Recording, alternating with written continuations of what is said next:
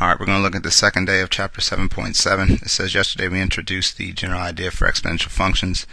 We learned that general exponential function looks like this, where the variable x, remember that was our growth amount, our initial amount as it says here, and b was your growth or decay factor. Remember we took the number 100% or just a 1 and either we added it to the percentage that was growing, and then because we had the x in the exponent, that's what made it exponential. Yesterday we learned how to find the growth rate by basing it off of 100%. Today we're going to look at how to find the decay factor or decay rate by doing the same thing. So look at the following examples with me just real quick as you are just still watching, not taking notes just yet. It says the population of mice is decreasing by 8% each year.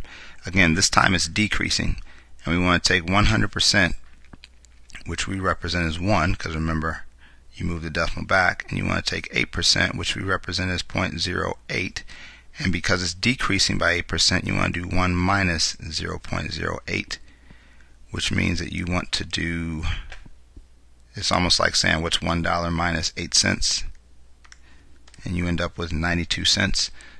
So that would be your growth or decay rate. Your decay rate would be 0.92. Again, notice that that's smaller than the number 1, which is why it decays, it gets smaller. You actually have less now than you have when you started, which was 100%, which is why it slowly goes down instead of slowly going up like the other ones did. The population of people is decreasing again by 31% each year. So again, you base that off of 100%, which is represented by 1, 31%. By the way, that should have a percent by it, but 31%, which is represented by 0.31. And again, if it is decreasing by 31%, that means take what you have and subtract 0.31, which again is like taking 31 cents away from $1.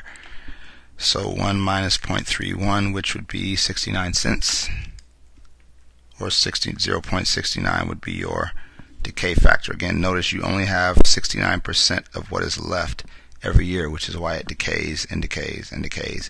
Aside from graphing, we will be required to identify exponential growth versus exponential decay by simply looking at the equation. It's a simple process. We'll just use the growth factor to do it.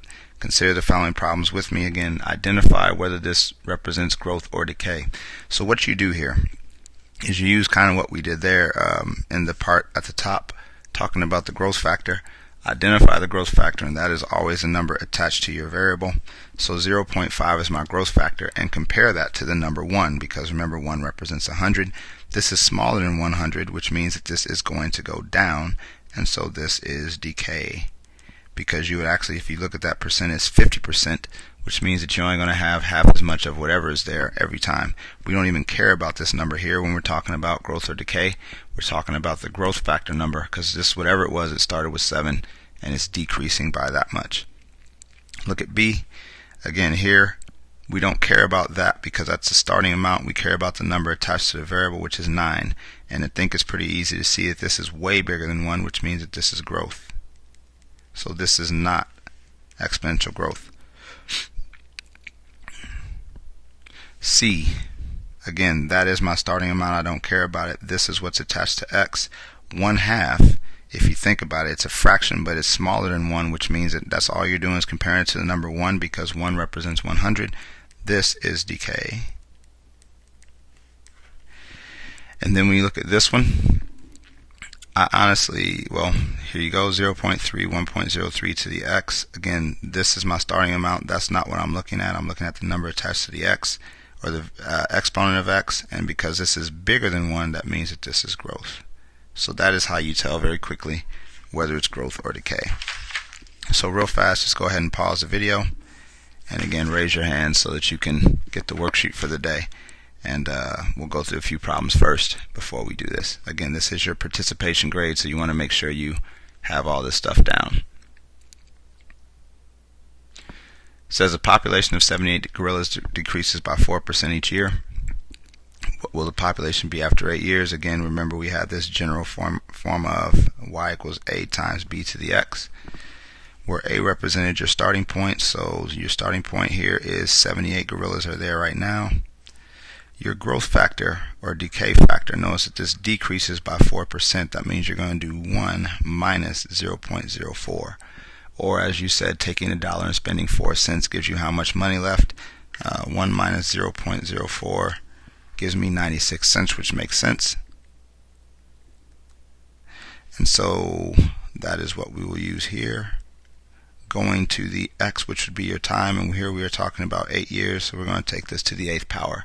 So again, 78 gorillas, decreasing by 4%, because notice that that's going to be 96% of whatever was there. If you decrease 100 by 4%, going to the 8th power should give me my answer. 78 times 0.96 to the 8th gives me, again, you want the whole number, so you round this to the nearest whole number, and that would give me 56 gorillas in that population. So not that tough. Just make sure you again remember to subtract your growth rate from 1, just like you would, subtract your decay rate from 1, just like you would add your growth rate to 1. Everything is based off of the number 1 because that is your starting point with what we have. This one here is a question you're definitely going to see on the test. It's really not that bad. Just make sure you know where to look. It says which one represents exponential decay, and you're typically going to circle more than one answer on this, so you want to look for it. This growth rate is definitely bigger than 1. That is not it. This growth rate is smaller than 1. That is exponential decay.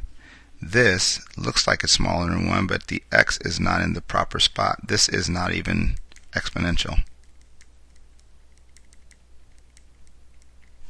So don't fall for that. If the x is not in the exponent, then it's not even an exponential function, so it can't represent exponential decay. That's not even close. And then the last one, that's your growth rate, so we don't care about that. But we do see that 2/3 and 2 out of 3 is less than 1, so therefore this would also be exponential decay. Alright. Then we look at a graph here. And in this graph, again, once you see the word graph, remember I need the table. I know you have a graphing calculator, but that is why I need you to make your table so you can show me you understand how to do this stuff, just in case you don't have a graphing calculator. And so when we do this, remember you want to type exactly what you see, so type the 1/2 in parentheses. It looks like a cheap fraction, but it's fine. Take that to the -2nd power and see that you get the answer of 4. 1/2, sorry, we gotta use parentheses here, otherwise it doesn't work, because remember with this calculator, if you don't put this together, it doesn't get put together. 1/2 to the -1st is 2. Anything to the 0 should be 1, but again I will show you just for the sake of learning. There you go. Anything to the 1st power should be itself, so 1/2 to the 1st. I say this so that you can make sure you understand those rules later. That's where you get your 0.5. And then this should be 1/2 times 1/2, which would be 1/4, but let's see. Parentheses 1/2 to the 2nd is 0.25, which is your quarter. And what you should notice in this graph, because it's exponential decay, remember yesterday we learned it looked like an airplane taking off. This should look like an airplane landing. And so -2, 4 means you start here. -1, 2 means you go here, back 1 and up 2. 0, 1 still seems to be our key number. Go over 1 and up 1/2, which is here, and then over 2 and up 1/4, which is here. And again, notice this is dropping down from the sky, hitting these points, and instead of starting close to it, there's still the asymptote, because remember now you want to get as close to the line as you can without touching it. And there is your graph. Alright. And again, if you want to check that, which you should on occasion, especially if you have a graphing calculator, just type that in. Same way you did, parentheses 1 divided by 2, caret, and remember that the X button is that one right there with the XT on it. So you hit that one and see the X. So 1/2 to the power of X, then you hit the graph key, and you should see an airplane coming from the sky and slowly approaching that line right there, which is what you're looking at. Alright. And then the last thing says, what's the decay factor in the function 19 times 0.91 to the x? Remember, you're talking about the growth or decay factor. This is your initial amount, so we're not looking at that. We're looking at 0.91 is our decay factor. And if you're looking at 0.91 and you want to know how much it's decaying, just ask yourself, how much do we need to get up to $1? And you would need 0.09, which means that there is a 9% decrease here.